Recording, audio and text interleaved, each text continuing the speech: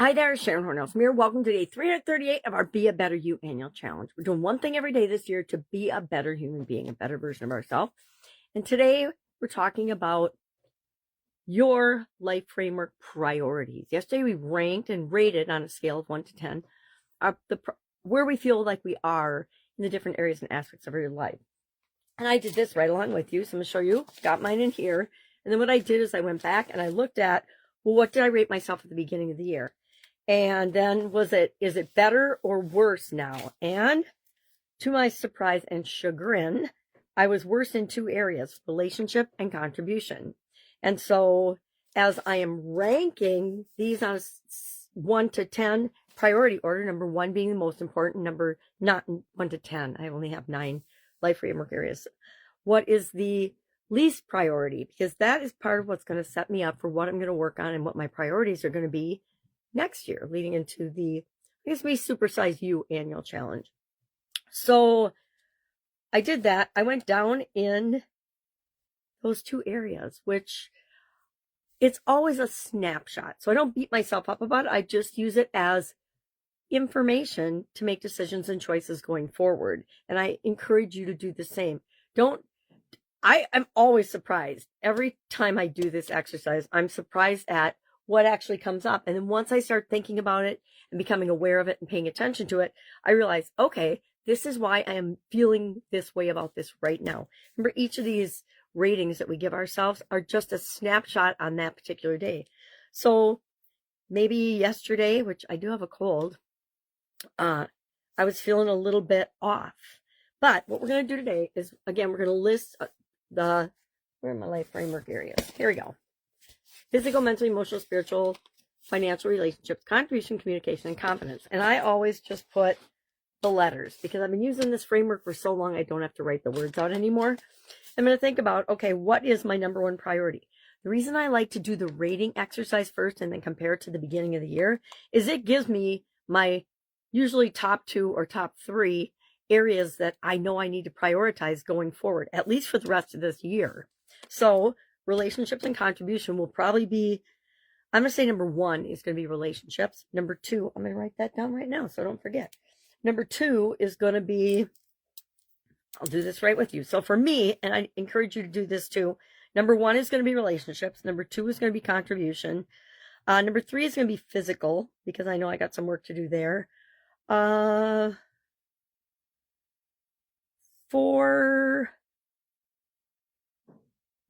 I'm going to say mental and emotional. So for 4 and 5, and then 6 for confidence. Probably should have been higher, but I'm going to put 7 for financial, 8 for communication, and then 9 for spiritual. Why? Because the things that are less important to me will be the things I don't focus and do projects on as much. Now, remember, all of these areas are interrelated. So if I work on relationships and contribution and physical as my top 3, that is going to positively impact all the other areas and aspects of my life automatically, right? Because if we improve in one area, we usually improve in all areas. So that is our action item today. All you have to do, make your little initial list and then just say, all right, on a scale of 1 to 9, or ranking on prioritization of 1 to 9, what is my number 1 area that I need to set priorities in and make sure I'm achieving that goal and objective? If you're having a health challenge right now, guess what? Physical is always number 1. Because if you don't take care of your physical self and your physical body, and then that also applies to mental and emotional and spiritual, right?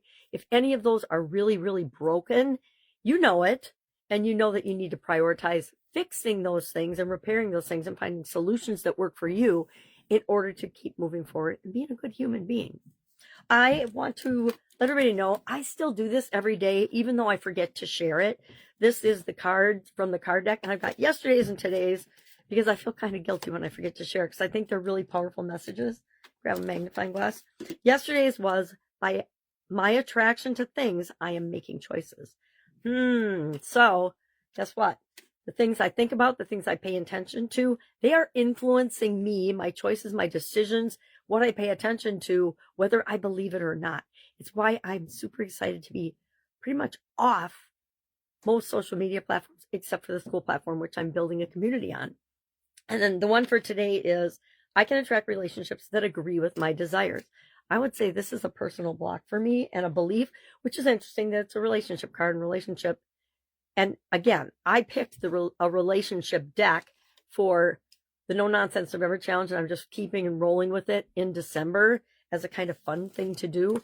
And so that tells me, yeah, relationships are an area that I need to work on.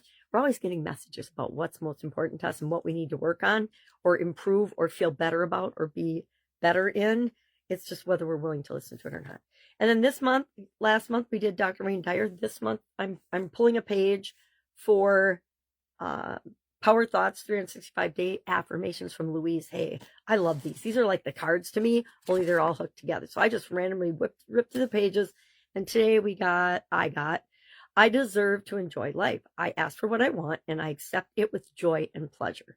It's about receiving the things that we want, because if we're not focusing on the things that we want, guess what? We're never going to get them. If we're not thinking about, visualizing, planning for, and acting as if we have them already, and that's not faking it.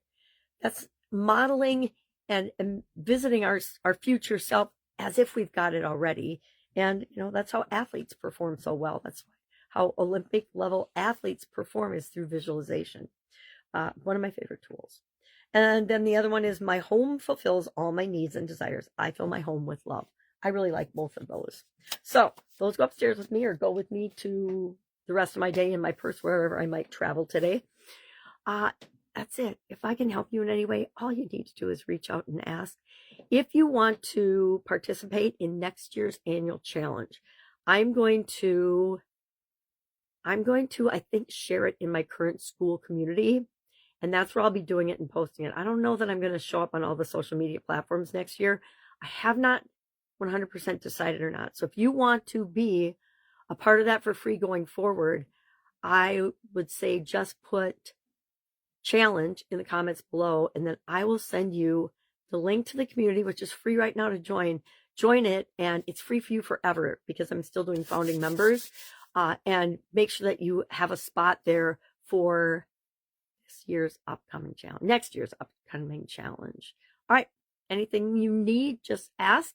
Otherwise, have an awesome day, and I will, of course, see you tomorrow.